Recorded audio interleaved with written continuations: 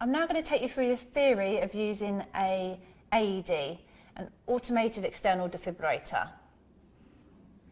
Now, a AED will be a lot larger than this one, and they are commonly found in shopping centres, train stations, telephone boxes, and in local facilities such as your local gym, library, outside community centres. And they're a lot more accessible, which is great because, as we explained earlier, as part of our chain of survival, getting an AED to our casualty in the first couple of minutes of collapse is going to seriously increase their chances of survival. So, you would use an AED when somebody was not breathing normally. As soon as we've established that they're not breathing normally, we're going to ask for an ambulance and a defib, which is your AED. Whilst that is en route, we are going to be doing CPR, cardiopulmonary resuscitation. Okay. As soon as an AED arrives, we want to open it up, we want to get it started and apply the pads as quickly as possible. Now, what this piece of kit actually does is it analyses the casualty's heart rhythm to assess for a shockable rhythm. Then, if there is a shockable rhythm, for instance, if the casualty's heart was in ventricular fibrillation, where it's no longer pumping blood around the body and actually perhaps just quivering, or it may actually be doing nothing at all and not quivering, not pumping blood around the body, this will analyse that and say that a shock is required to try and stop what the heart is doing, to then get it to reset and continue then pumping blood around the body. Or it may say that there's no shock advised, which means that we need to try and get the heart back into a shockable rhythm. So we can do that by administering CPR. So with the defib, you should have items such as a towel or flannel, some quite sharp scissors, a razor, your pads that you're going to put onto your casualty, and maybe some gloves, antiseptic wipes and a pocket mask. Now, once you've got access to the AED, turn it on as quickly as you can, because that's going to give you some confidence and understanding of what you need to do, because it's going to talk you through step by step. So once you've turned it on, it may say something like remove all clothing from patient's chest, call for help and apply the pads. And it will keep repeating that until you've done what it wants you to do. Now, each defib is slightly different, but essentially it's all telling you the same information: to remove the clothing, to put the pads on, and do that as quickly as possible. Now, a lot of the defibs will have pictures of the chest to show you and highlight where the pads need to go, which is the top right and side left of the casualty's chest. And the pads themselves also will tell you where they need to be placed. So, I'm just going to open these up. So as you can see, this one is telling you to place it top right of the casualty, and this one is telling you to place it to the left of the casualty. Now, it wouldn't actually matter if you reversed that, so this one that said top right was on the left and this one was on the top right. As long as one is here and one is here, then it's absolutely fine. But to avoid any confusion, any delay in the treatment, always look at the pads and where they're telling you to go, so we can make sure we get good pad placement first time, which is really important. Now, the items that I brought out earlier, I'll explain those for you now. So the towel is if the casualty is wet. So if they've come out of water, a lake, a swimming pool, the bath, then we would need to dry them in order for the pads to stick correctly. The scissors are going to be used to remove any clothing, because these pads have to stick to bare skin. So you may have to remove clothing, and that may include the bra as well, if that's going to cause too much disruption and delay in getting the pad on. And the razor will be used if your casualty is excessively hairy in the areas where you're going to be putting the pads. Now, we don't want to waste too much time taking all of the hair off. It doesn't need to be extremely smooth in those areas. Just take the majority off. Also, these razors, you don't have shaving foam or anything like that. They're not going to be great, so just do what you can. I'm now going to pack this up and take it down to the floor in order to show you how to use the AED on a casualty. I'm now going to show you how to use an AED, an Automated External Defibrillator. The adult pads that come with the defibrillators are suitable for the ages of 8 years and over. Now, in this example, the casualty I have found to not be breathing normally, but I didn't have any help. So I had to leave them, go and call for an ambulance and get an AED and come straight back. So I'm now going to start the process and use the AED.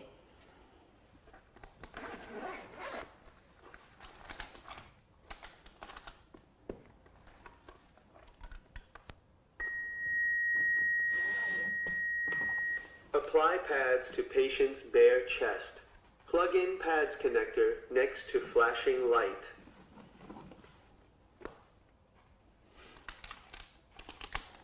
Apply pads, plug in connector.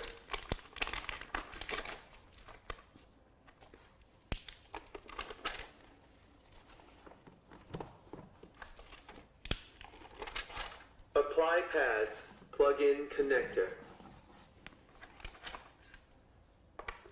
Analyzing heart rhythm. Do not touch the patient. Stand clear. Shock advised. Charging. Stay clear of patient. Make sure that there's nobody touching the patient. Deliver shock now. Press the orange. Shock delivered. Begin CPR.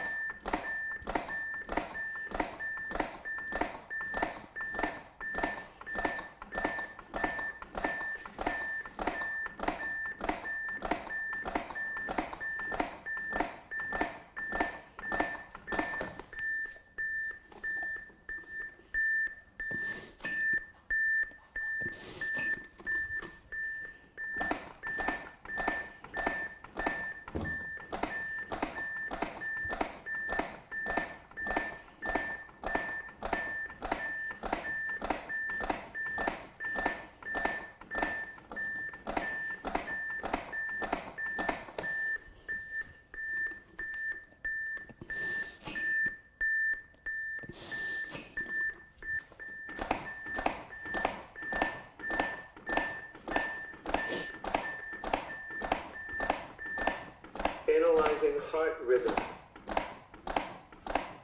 Do not touch the patient.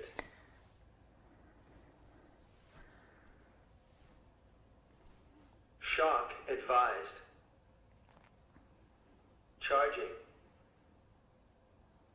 Stay clear of patient. Make sure nobody's touching the patient. Deliver shock now. I'm going to stop it there. But in reality, you would just keep going, and you would only stop if you became completely exhausted, a medical professional told you to stop, or if they were showing definite signs of life and waking up. As you could see from that example, the defib wanted me to push a button to administer the shock. Some will be automatic and you won't need to push a button. What you'd also notice is there was a metronome on this AED. So it was beeping at the speed that I needed to do the compressions. They won't all do this. Some will be completely silent for the whole 2 minutes that it runs, and others may say continue care and just give you some little prompts every so often. But each defib, once analysing the casualty's heart rhythm and assessing whether there is a shockable rhythm or not, will then take 2 minutes before it reanalyses that casualty's heart rhythm. In this case, there was a shockable rhythm. So the casualty's heart rate was probably in ventricular fibrillation. If the defib had advised that there was no shockable rhythm, what we could do to try and make it so that there was one in 2 minutes' time when it reanalysed is doing CPR, so compressions and rescue breaths. So hopefully next time the defib will be able to shock the patient's heart in order to try and restart it back to its normal rhythm, so it will allow it to start pumping blood around the body. Some additional information that you might need to know. The AED is safe to use around water. Now, we don't want the casualty's leg or arm still hanging in a pool or a lake, but if there is some surface water, then it is absolutely safe to use in that environment. The main thing about water to be aware of is if the chest is wet, that would be an issue because the pads won't stick very well, which is why you would use your flannel to dry those areas off. If you had a lady that was pregnant, the AED would be safe to use. And if you had a casualty that had a pacemaker, again, we would still use the AED.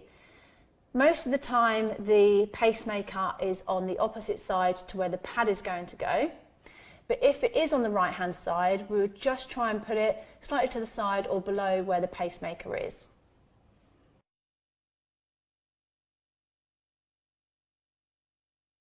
After establishing that there is no danger, the first aider checks for response. There is no response, so the first aider calls for some help.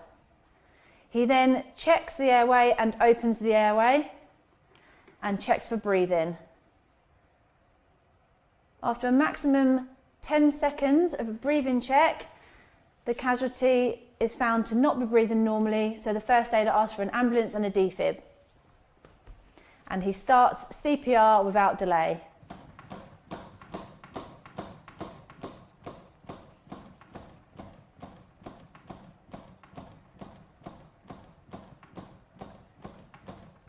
I've called an ambulance.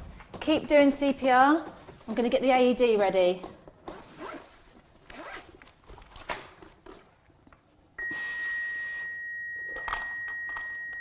Apply pads to patient's bare chest.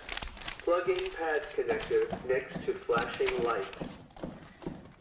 Okay, if you can come off the chest a second, just close off and keep going. Apply pads, plug in connector. I'm going to work around you, just keep going.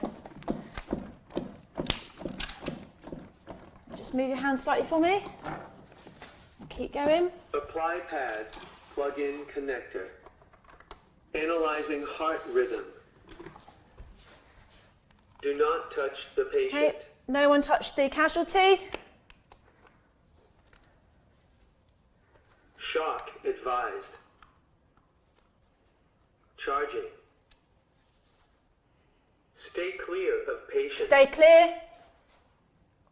Deliver shock Shock now. in. Shock I'll take over. Delivered. Begin CPR.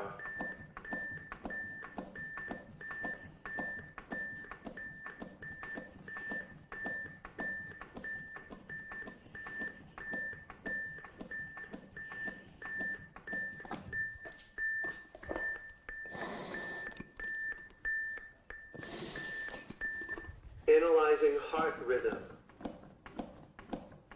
Do not touch the patient. Nobody touched the patient.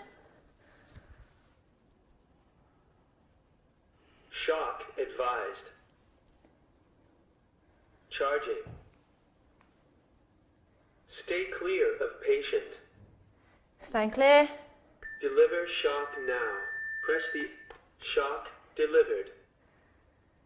So we're going to continue the process of CPR and the use of an AED, and we will swap over as often as we need to. As you can see from that example, we switched over when the defib stopped to reanalyse the heart rhythm. If we were getting tired a little bit earlier on than that, then we may swap over a little bit more frequently.